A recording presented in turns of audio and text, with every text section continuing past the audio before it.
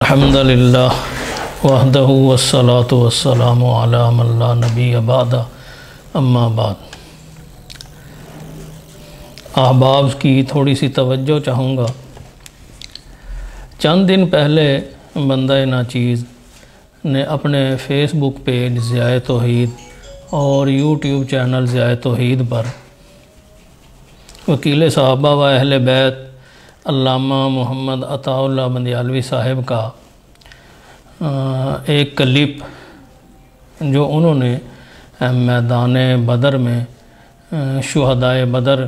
کے ناموں کے قریب اور ان کے سامنے شہدائے بدر کے قبریں تھیں اور ان کے دائیں طرف کلیب بدر والا وہ کنواں تھا جس میں کفار قریش کو پھینکا گیا تھا۔ تو وہاں کھڑے ہو کر علامہ صاحب نے جنگ بدر، شہدائے بدر، امام الانبیاء سیدنا محمد رسول اللہ صلی اللہ علیہ وسلم کا اپنے خیمے میں ساری رات دعائیں مانگنا اور سیدنا صدیق اکبر کا آپ صلی اللہ علیہ وسلم کی چادر کو بار بار اوپر رکھنا اور باہر کھڑے ہو کر پہرا دینا، یہ بیان کیا اور تھوڑا سا اس کا پس منظر بھی جنگ بدر کا بیان کیا۔ پھر علامہ صاحب نے اس میں اصحاب بدر کے جو فضائل ہیں ان میں سے ایک فضیلت جو سب سے اہم ہے اس کو بیان کیا کہ نبی پاک صلی اللہ علیہ وسلم نے اہل بدر کے بارے میں فرمایا تھا بھئی اللہ رب العزت نے انہیں جھانک کر دیکھا اور فرمایا اعملوا ما شئتم قد غفرت لکم، تو اس کو بھی بیان کیا انہوں نے۔ اور پھر ضمناً چونکہ وہاں بدر میں موجود تھے تو ضمناً کلیب بدر کی جو حدیث ہے وہ بھی انہوں نے بیان کی اور اس کی بہت ہی عمدہ پر مغز پر اثر اس کی آپ نے توضیح بیان کی۔ اور یہ کلپ میرے ضیاء توحید پیج پر وائرل ہوا۔ اس سے پہلے ہمارے محترم دوست قاری محمد اسماعیل صاحب جو مدینہ منورہ میں ہیں اور جو علامہ بندیالوی کو وہاں میدان بدر میں لے کر گئے تھے، انہوں نے اس کلپ کو لگایا، پھر یہ علامہ بندیالوی کے آفیشیل پیج پر بھی لگا تو بہت مقبول ہوا اور لوگوں نے اس کو بہت پسند بھی کیا۔ علامہ صاحب نے وہاں کلیب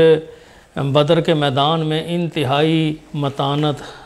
سنجیدگی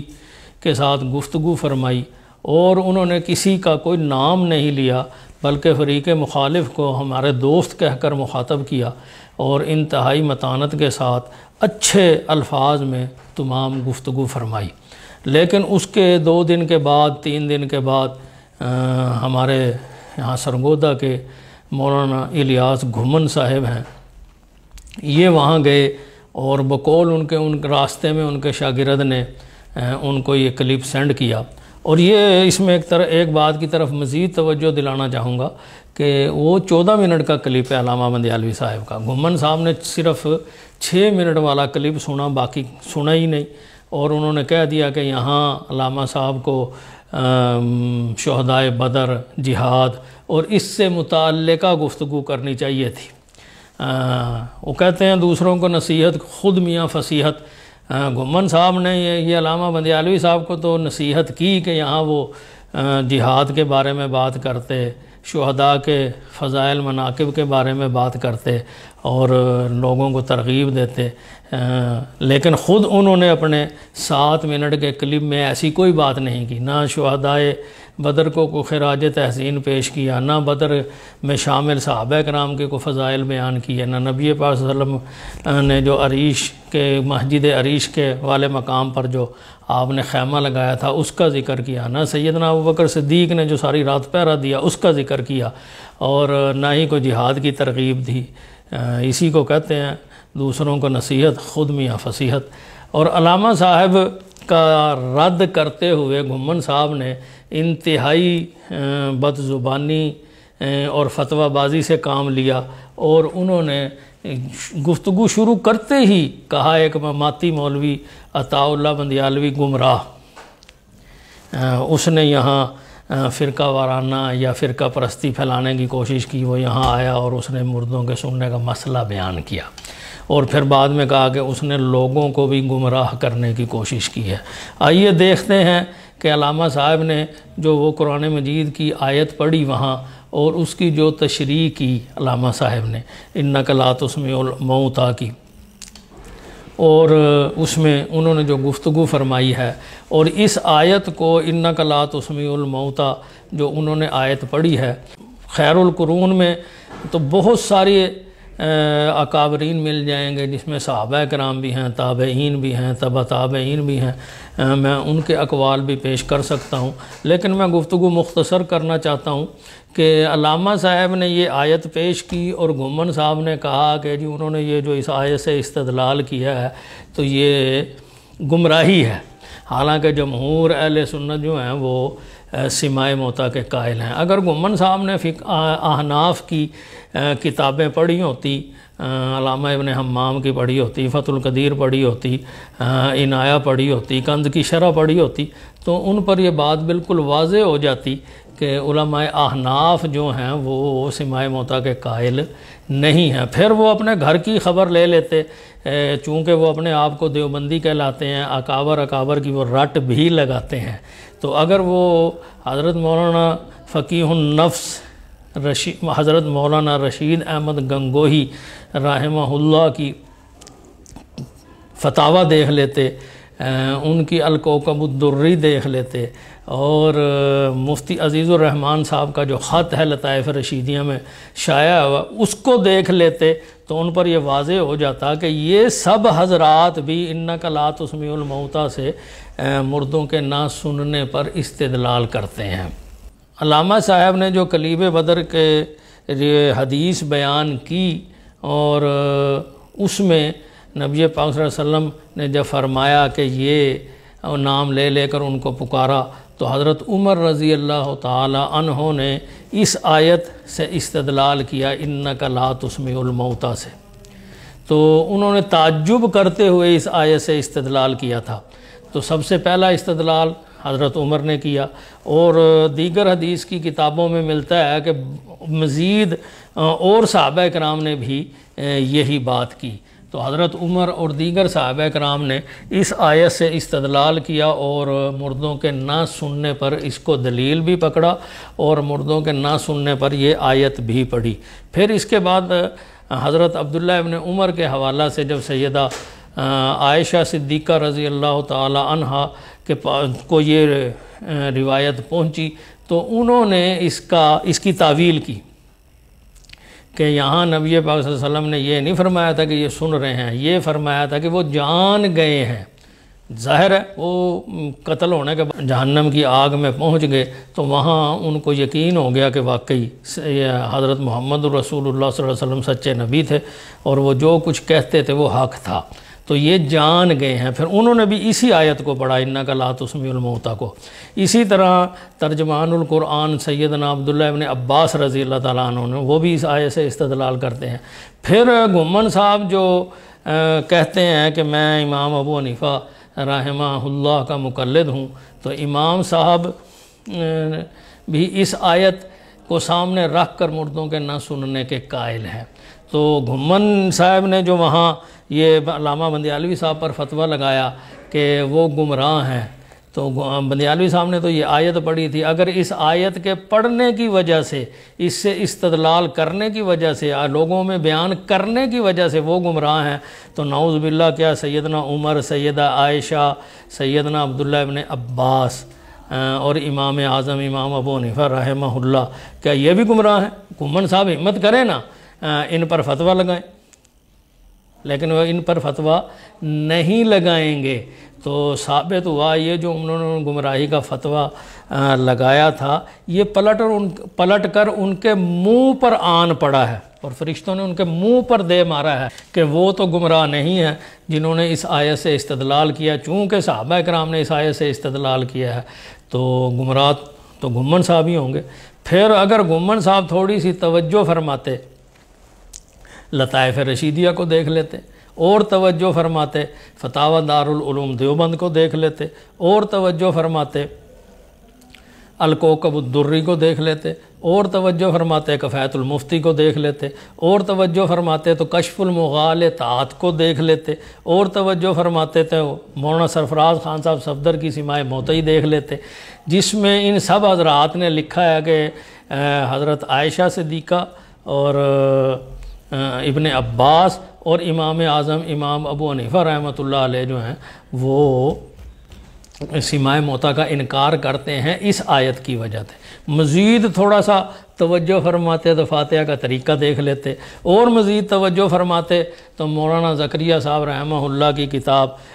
کتب فضائل پر اشکالات کا جائزہ دیکھ لیتے۔ ان سب نے اس آیت کو پیش کیا ہے۔ فتاوی دارالعلوم دیوبند میں مفتی عزیز الرحمن صاحب رحمہ اللہ نے بالکل واضح الفاظ میں لکھا ہے کہ مردوں کے نہ سننے پر یہ آیت نص قطعی ہے۔ تو اب میں گھمن صاحب کی خدمت میں عرض کروں گا کہ وہ کوشش کریں کہ ان تمام اکابرین پر وہ فتویٰ لگائیں کہ یہ سب گمراہ ہیں اس آیت سے استدلال کرنے کی وجہ سے، بیان کرنے کی وجہ سے، لکھنے کی وجہ سے۔ وہ کشف المغالطات میں تو بالکل واضح الفاظ میں لکھا ہے کہ شافیہ اور حنفیہ کا اختلاف ہے۔ یہ جو کہا جاتا ہے نا صحابہ میں اختلاف ہے، یہ ایسی کوئی بات نہیں ہے، یہ حنفیہ شافیہ کا اختلاف ہے، اور بالکل واضح لکھا ہے کہ جمہور احناف مردوں کے نہ سننے کے قائل ہیں۔ پھر اس میں اکابرین کے دستخط موجود ہیں جس میں بالکل واضح الفاظ میں لکھا ہے کہ راجح مذہب یہی ہے کہ مردے نہیں سنتے۔ اور حضرت مولانا رشید احمد گنگوہی رحمہ اللہ کے جو اجلہ خلفاء ہیں اس